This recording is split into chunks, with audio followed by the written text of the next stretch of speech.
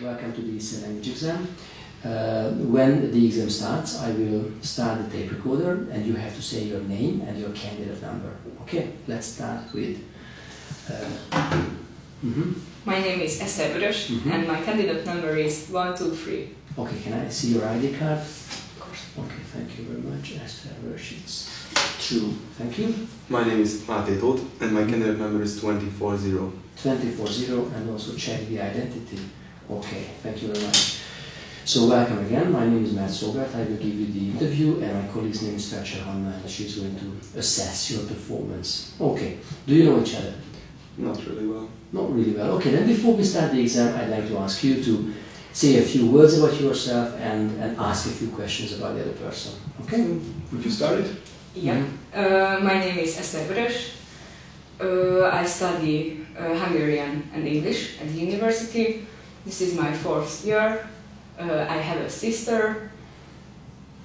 I live in Pécs. Okay. My name is Máté and I live in Teskand, in Zala. I'm here, it's my first semester in Pécs. I have a brother and a sister, they are both older than me. And that's all. Maybe a few questions about, the Do you have a pet? Hobby pet? Huh? No, but I really like cats. But unfortunately, I and my roommates can't have one. I see. Well, I used to have a dog and now I have a cat. Oh. I like cats too. Do you have any hobby? Actually, I don't really have. I really like reading and watching movies or series, but I don't have any special hobbies. And do you have? I don't think I can do my hobbies. I used to play airsoft. It's a sport game, kind of. Well. Okay, alright, okay, so I'd like to ask one of you now to pick a number because this will determine our next task. Who is brave enough? Really? Okay. Yes. Thank you very much. And this is 41. Okay, number 41. Let me find it. Number 41. Okay, hobby and work. So the first part of the exam, this is going to be a conversation. Okay, so you have to have a conversation with each other, and the topic is hobby and work. Many people say that their hobby is their work is their hobby, and many people say that it's a very good thing indeed that if you like your job almost like as a hobby. And you can talk about that. You can talk about extreme hobbies. You can talk about very, very strange hobbies that you have heard of, or anything like that. Okay, so this is the topic, and please have a conversation about that. So, will you check? Okay. Well, I was talking about my hobby earlier. Basically, I do think that everything I do is my hobby because I try to do things that I like, and I try to make them maybe my work, so that's my kind of way to earn money. And basically I used to play a lot of computer games and that's how I started to learn English, and I'm here learning English literature, so I'm trying to make that hobby into my work. And what about you? Do you have any? Yeah, as I mentioned it before, my hobby is reading, and there's a connection between my studies and reading because I study literature and linguistics. And yes, I think that in an ideal case, your hobby is your work, but I think it's not always possible, just if you are lucky enough.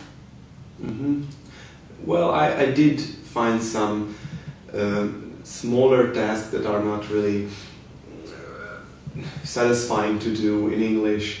For example, somebody may like speaking English but not really doing well in translating, or maybe learning the grammar can be hard.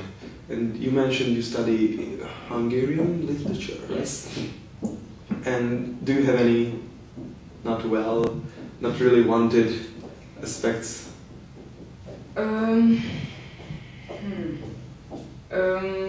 It's a good question, actually. I think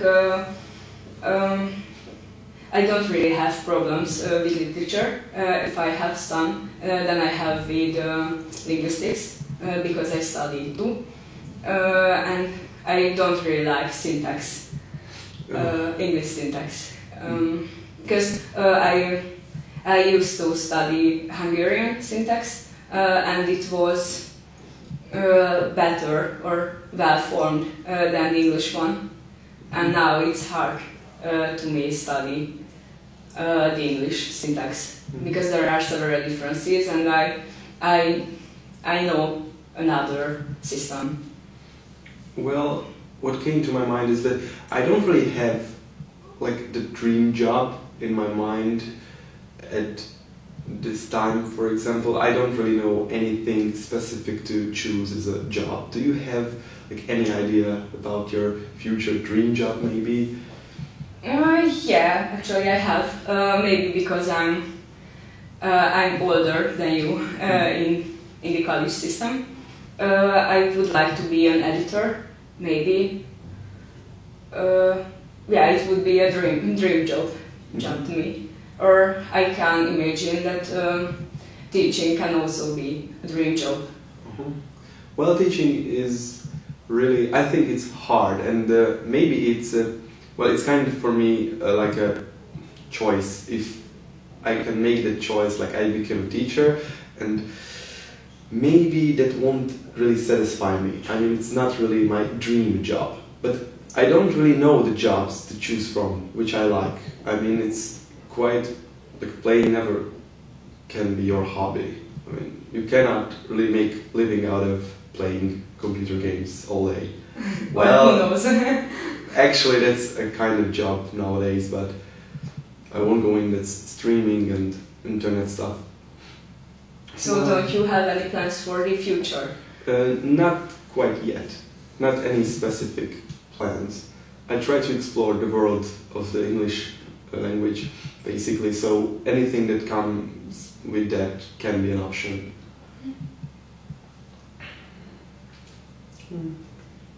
Okay, do you know anybody who has an extreme kind of hobby? So maybe you can talk about the world of extreme hobbies, you know, or strange hobbies. You know. Have you ever done something extreme, like others consider it extreme? I think not really. And you?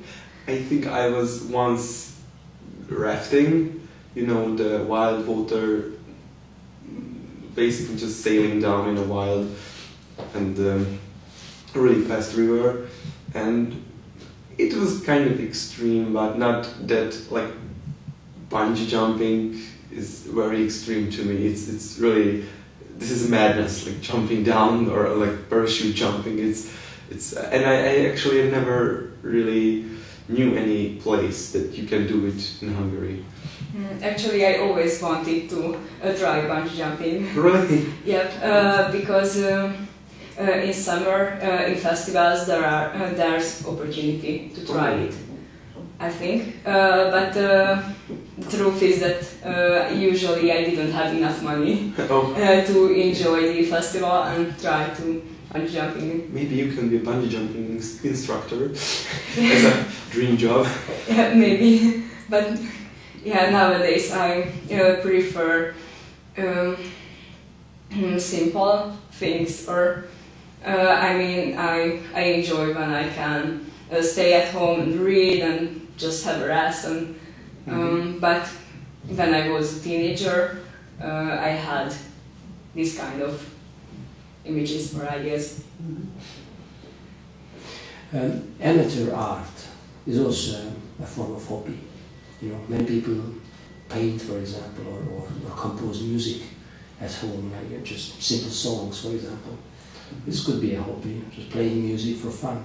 So what do you think about that? We can talk about this too. Do you have any? An idea came to my mind, but it's a little bit similar, but a little bit different. I have a friend who studies art, and she will be a sculptor. And actually I don't really understand her because it's a 5-year program at the university, but she can't know what will be in the future, or she can live from just making sculptures. Oh, I see. Yeah, maybe that's where hobby and work became separated. And like I used to draw and still draw today. Like I have some boring classes and I draw. I sometimes make little poems, kind of things. And I started my whole study at like a engineering kind of school. So basically, I came to English came to this English literature because like engineering wasn't my thing. It wasn't like I cannot talk with robots and things. And basically, my whole like idea about art and like I do play music, and I soon realized that I'm not a really mathematician person. So I started discovering arts in a deeper sense. But actually I think there are several aspects. If we think of the ideal or the dream job, because it can be something which you like, and a workplace where you can earn a lot of money, and where there are good colleagues, and I'm not sure that there's a workplace where you can do exactly what you like. And there are kind people, and yeah. you will have enough money. And it's like that's what I think about hobbies. Like they help us define what we are. So that's why nice idea. That's why we have to take care of our hobbies. Okay, thank you very much. So let's move on to the next part of the exam, which is a monologue. Yes. Okay, so you have to speak one after each other. Okay, and the topic, as you can see, is public life. Public life, and these pictures help you. These pictures are here to give you ideas what you can talk about in connection with public life. Okay, can you see them well? All right, who would like to start? Anybody can start. To start it? Maybe you can. Okay. Okay. So these pictures are fairly different from each other. Well, I think I want to talk about like the third one that came to my mind, like animal subjects and animal science using animals as basic lab rats and testing anything. And some may call it cruelty, but I think that can cause like a good for animals too. I mean, we can prevent animal diseases, and like our public life depends on such animal tests, and whole laboratories are basically just finding out stuff that we are using in everyday life. And, on the second picture, basically our public life is giving water to African children. There are a lot of lack of water, and well, let me just give you a little hand. Okay, so public life is a very wide field of topics. You know, public life includes many different things. So you can talk about, so this is about, you know, helping the third world, for example. This is about animal testing. That's about films. So, you know, don't concentrate on pictures. Try to speak about public life as such. Such public life.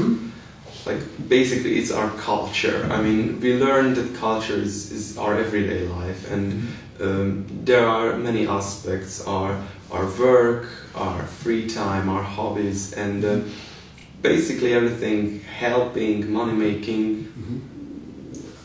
Actually, when we wake up in the morning and we look out of our windows, we can say our public life, and before our eyes, just basic flowing, everything, informations. And I think living is living can be made interesting if we open our eyes to this public life. Basically, living everything as an extraordinary feeling, and even the slightest help we give can be our film award, or like we can feel heroes in our everyday lives. And basically, if everyone can find what they like about their life, can be make worthwhile living. And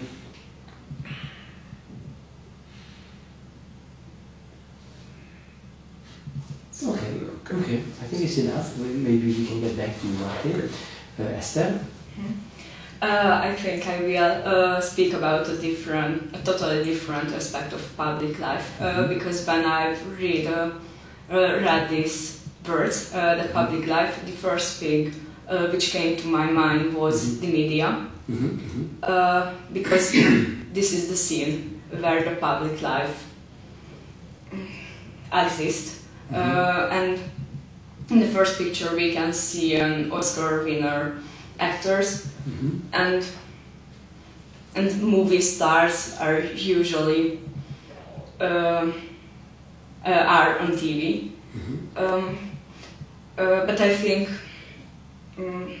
if you are a famous person, the most important thing is that why you are famous, because on the first picture there's a person who does voluntary work, and I think we can't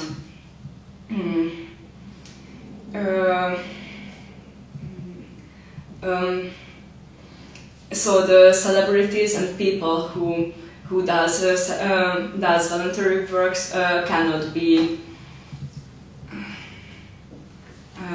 stand in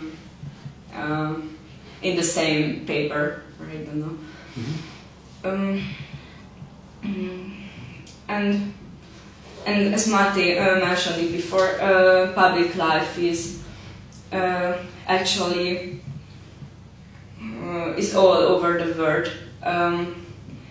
because the mass culture or media became well spread, and everybody use Facebook, for example, or Tumblr or Twitter and similar things.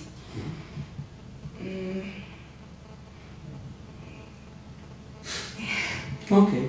Matti, any what it came to my mind that actors are actually living a public life that is pre-written, and basically it's our one of our outcome. It can be. It's basically stories about our world, and even the public life differs in countries, but everyone is living one type of public life, and we can only see ours, and maybe through the media we can see others' lives as well. Okay, thank you. Esther, anything else you would like to add? Yes. I thought about actors or famous people, but I can also speak about politicians, because their situation almost the same, because they are always in the media, and we know about them everything, and I think actually it's a bad thing, because these people should be similar to us. So if I don't like that other people know my private life, then I shouldn't know about the politicians' private life too. Okay, thank you very much. Yes, thank you. This is your example.